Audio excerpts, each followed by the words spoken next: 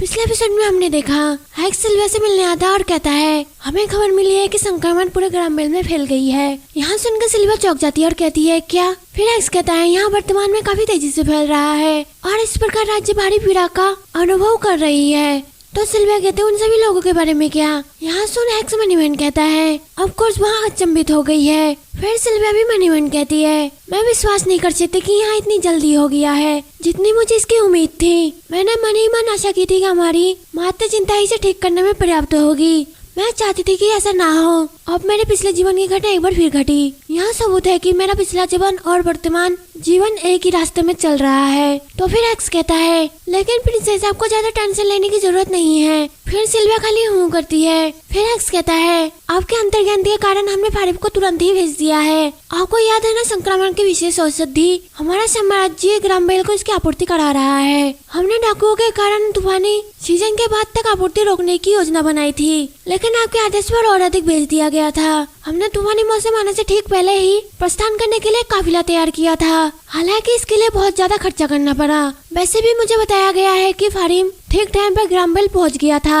आपके आदेश ने ग्रामबेल और पश्चिमी के सभी लोगों की जान बचा ली। यहाँ सुनकर सिल्विया मनीमैन कहती है मैंने उनकी जान बचाई। मैं लोगों की मदद करने में सक्षम रही। फिर एक सिल्विया को देखता है धीरे से कहता है वो कितनी क्यूट है। तभी एक नाइट साम्राज्य आने की अनाउंस करता है।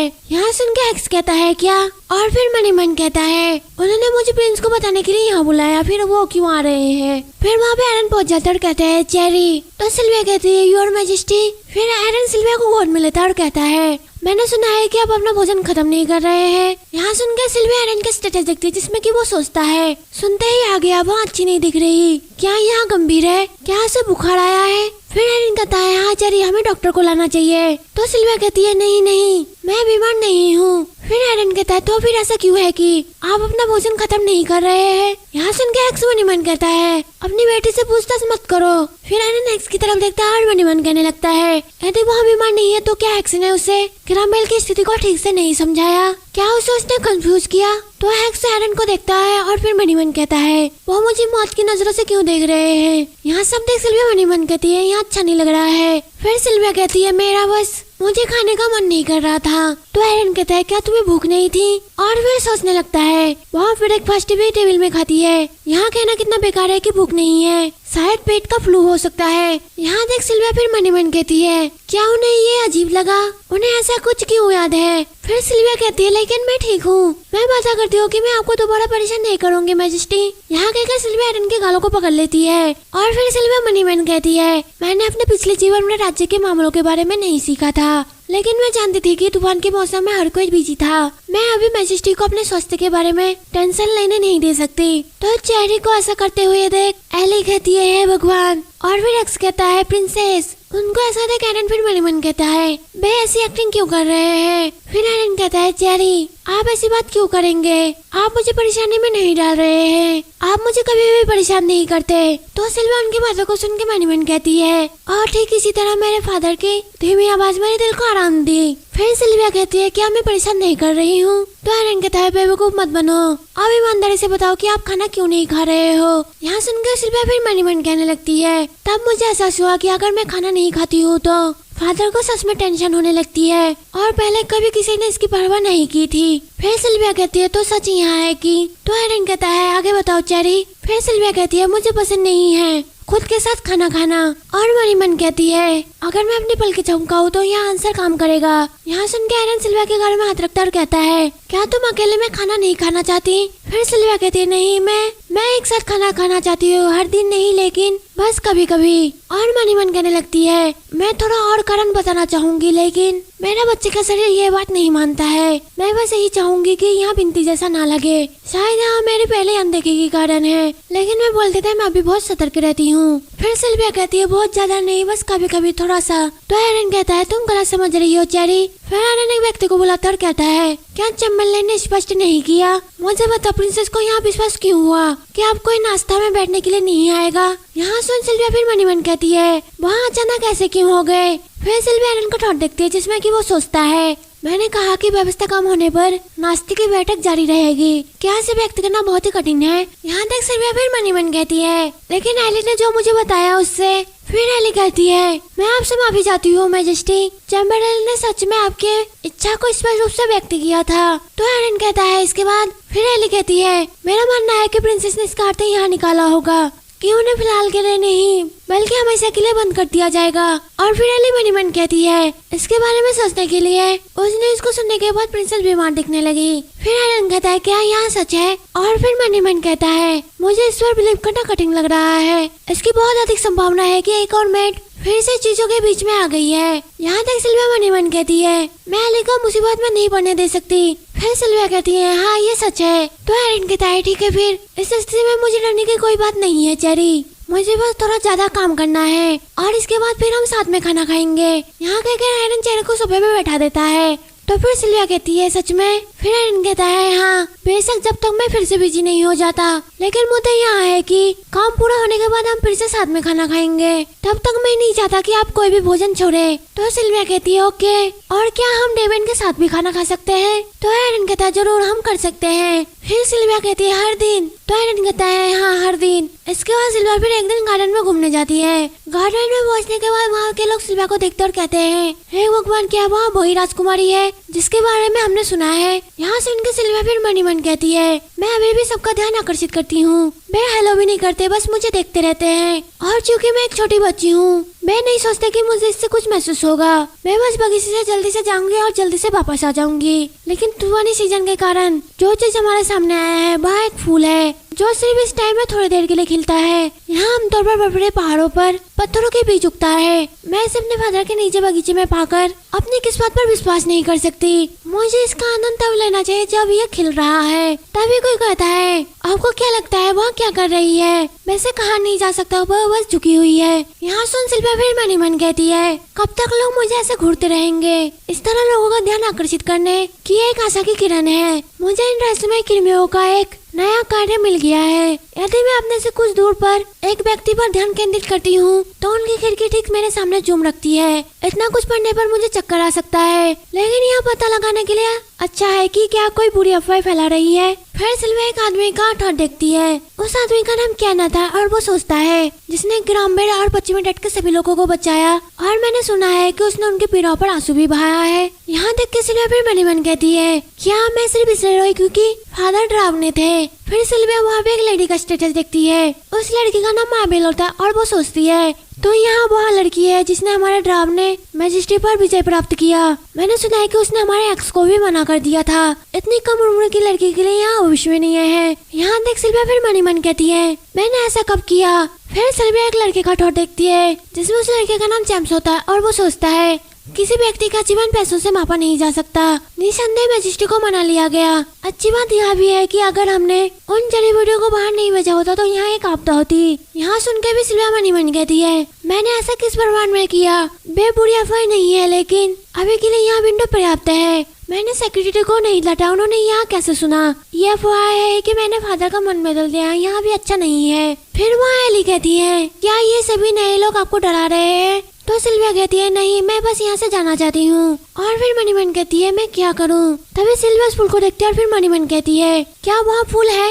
मुझे लगता है कि यहाँ कहीं से आया है, लेकिन अब मैं थक गई हूँ। फिर हम एरन का ऑफिस में देखते हैं जहाँ पे एक्स और एरन होता है। तो वहाँ एरन कहता है क्या कृत्रिम रूप से फैलाया जा रहा था संक्रामक, और इसका सबूत। फिर एक्स कहता है हमारे जांचकर्ता ने उन क्षेत्रों को जांचा जहाँ संक्रामक केंद्रित था। फिर एक्स एक रिपोर्ट देता और कहता है इसमें मानव चित्र में अंकित है जैसे कि आपको ज्ञात है कि हमने बीमारी के इलाज के लिए ग्रामबेल में और अधिक दवा प्रदान की थी। हमने यहाँ जानने के लिए एक टीम भी भेजी थी कि यहाँ कैसे फैल रहा है। हालांकि जैसे कि आप देख सकते हैं प्रसार में सामान्य में काफी विशेष विभिन्नताएं है। तो एरन कहता है यहाँ गंभीर लग रहा है, यहाँ कोई नई प्लेग भी नहीं है। यहाँ एक ऐसी बीमारी है जो सदियों से हमारी भूमि पर रह रही है, और दवा को नष्ट करने वाले डाकियों का संयोग तूफानी मौसम के साथ हुआ। फिर बीमारी अचानक से पागलों की तरह फैल जाती है। क्या ऐसा हो सकता है कि कोई उन सभी को संक्रमित कर रहा हो। क्या ग्रामबेल से कोई अन्य मैसेज नहीं आया है। फिर एक्स कहता है कुछ भी इम्पोर्टेंट नहीं, हमारा ध्यान सिर्फ जांच पर केंद्रित है। और इस घटना के कारण ग्राममहल के रॉयल फैमिली भी बीमार पड़ गए हैं।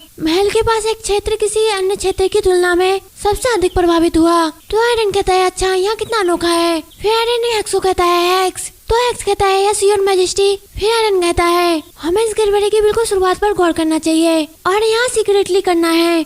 इसके बाद हम सिल्विया के महल में देखते हैं। फिर सिल्विया को जो कि स्नैक खाती है और मनीमन खाती है, यहाँ पर फिर तूफान कम से कम 1 महीने तक रहेगा। जिससे मुझे याद आती है जल्दी ही मेरा बर्थडे होगा। मेरा बर्थडे तूफानी मौसम के ठीक बीच में ही है। मैंने पिछले लाइफ में 6 बर्थडे पर मैंने चुपचाप दिन बताया और कोई पार्टी भी नहीं था। यहाँ शायद भोजन की बर्बादी की खबर अखबारों में छपने के कारण हुआ था। यहाँ आमतौर पर एक बुरा समय था क्योंकि यहाँ ग्रामबेल में बड़े पैमाने पर प्रकोप के साथ भी जुड़ा था। इस साम्राज्य में यहाँ अंदर और बाहर खराब टाइम था। फिर एम्प्रेस ने भी कहा था कि यहाँ अच्छा होगा कि मेरा बर्थडे शांत तरीके से बनाया जाए। मुझे अपने 6 बर्थडे पर बस इतना ही याद है कि मैं अकेली रह रही थी और अपने भरे अंधेरे कमरे में बैठी हुई थी। बर्फीले तूफान को ऐसे ही घूरते रहना। और फिर मुझे आश्चर्य हुआ कि वहाँ कोई था, यहाँ तक कि केवल एक व्यक्ति जो कि मेरे बर्थडे पे विश करेगा। वो बस एक छोटी सी आशा थी। वहाँ भी क्या आदि थी, जरूर इस बार हमेशा की तरह पार्टी होगी, है ना। भोजन के बर्बादी की घटना और ग्रामबेल में आपदा वो दोनों ठीक हो गई, लेकिन मुझे इसमें उम्मीद नहीं लगाना चाहिए। इससे शायद मैं खुद को ही निराश करूंगी। फिर भी कम से कम मैं अपने भाई और फादर के साथ डिनर की आशा तो कर ही सकती हूँ। मुझे बस इतना ही चाहिए। फिर वहाँ पे जैन आती है और कहती है क्या आपको किसी चीज की जरूरत है प्रिंसेस। तो सिल्विया कहती है नहीं। फिर जैन कहती है अगर कुछ चाहिए तो मुझे बताइएगा। तो सिल्विया कहती है ओके। और फिर सिल्विया फिर से मनी मन कहने लगती है। हालांकि तूफानी मौसम शुरू हो चुका है, लेकिन फिर भी महल में शांति थी। इतना कि मेरे मन में बेचारों को सबर उमड़ने लगा। जैन मेरे बर्थडे के लिए गिफ्ट तैयार कर रही है। यहाँ देखना अच्छा है कि लोग क्या सोच रहे हैं। फिर हम एली और जैन की बातों को सुनते हैं, जहाँ जैन कहती है मैं सोच रही थी कि प्रिंसेस को एक गिफ्ट दिया जाए, उनके लिए गूंगा खेल कैसा रहेगा। यहाँ सुन सिल्विया फिर मनी मन कहती है लेकिन इसका मतलब यहाँ भी है कि कोई आश्चर्यजनक गिफ्ट नहीं हो सकता।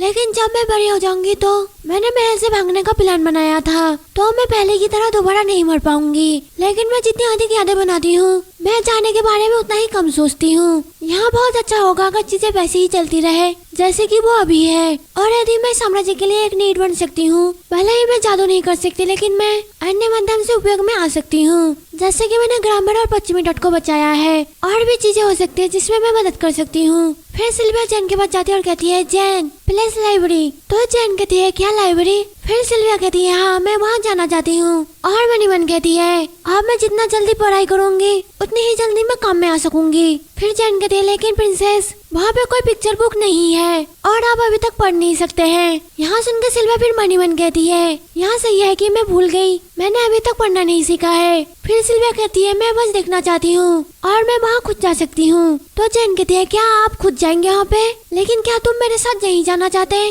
क्या वहाँ जाने के लिए मुझे दूसरी मेडों को भेजना चाहिए। और फिर मनी मन कहती है वहाँ अकेले सुरक्षित नहीं रहेगी। तो सिल्विया कहती है नहीं मैं तुमसे नफरत नहीं करती। फिर जैन कहती है अच्छा। फिर सिल्विया कहती है मैं नहीं, मैं तुम्हें पसंद करती हूँ जैन। फिर जैन सिल्विया के गाल में हाथ रखती है और कहती है मुझे यह जानकर खुशी हुई, लेकिन आप वहाँ पे अकेले क्यों जाना चाहते हैं। तो सिल्विया कहती है मैं बस चीजों को देखना चाहती हूँ धीरे से।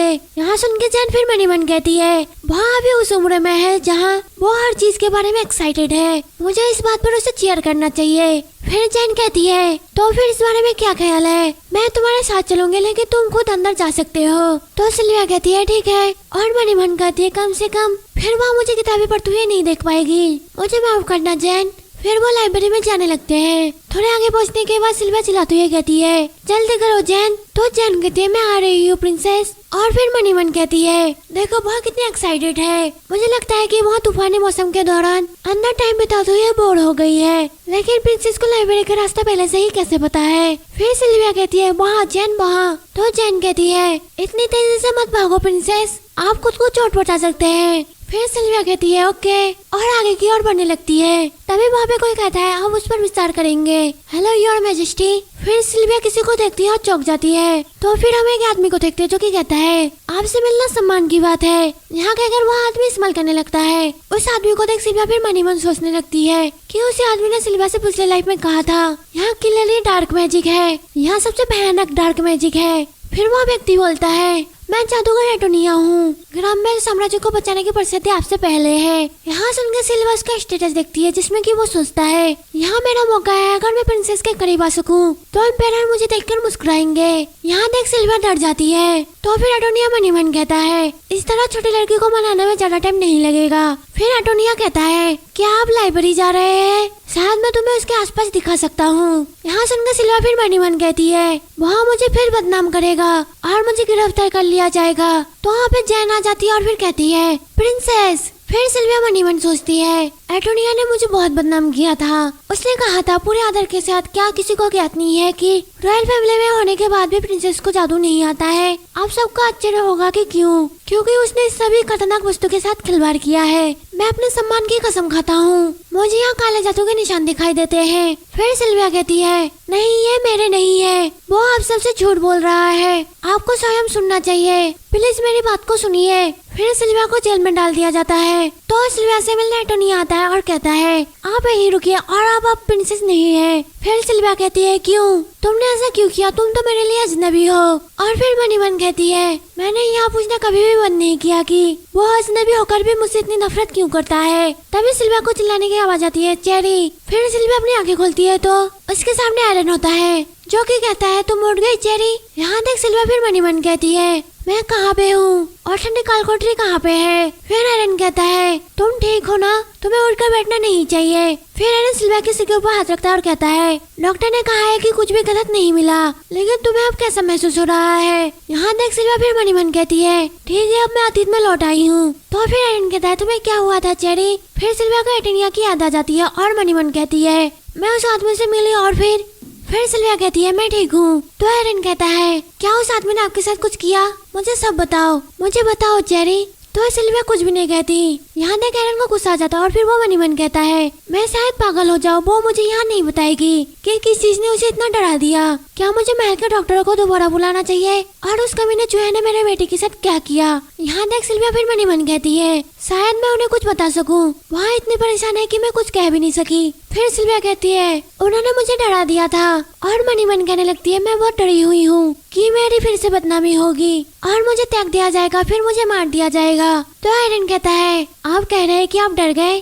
ठीक है फिर तुम आराम करो चेरी। यहाँ कहकर आयरन वहाँ से चले जाता है। आयरन को जाते हुए देख सिल्विया फिर मनी मन कहती है मुझे आशा थी कि वो कुछ और टाइम तक मेरे साथ रहेंगे, लेकिन इस बार मैं उनके खबरों को नहीं पकड़ सकी। फिर आयरन वहाँ से जाता है और कहता है उसकी हिम्मत कैसे हुई। फिर हम जेल में देखते हैं जहाँ पे आयरन आता है और कहता है क्या उसने अभी तक कबूल नहीं किया है? तो वहाँ पे डेविड भी होता है जो कि कहता है हेलो फादर, और उसने अभी तक कबूल नहीं किया है, वहाँ अपने इनकार पर अभी भी अड़ा हुआ है। फिर एटोनिया कहता है मैजिस्ट्री मैंने कुछ नहीं किया है। तो आयरन कहता है तो मुझे बताओगे कि तुम मेरी बेटी के साथ क्या किया है? फिर डेविड कहता है क्या सिल्विया ने कहा है कि इसने उसके साथ कुछ किया है? तो आयरन कहता है उसने कहा है कि इसने बस उसे डरा दिया।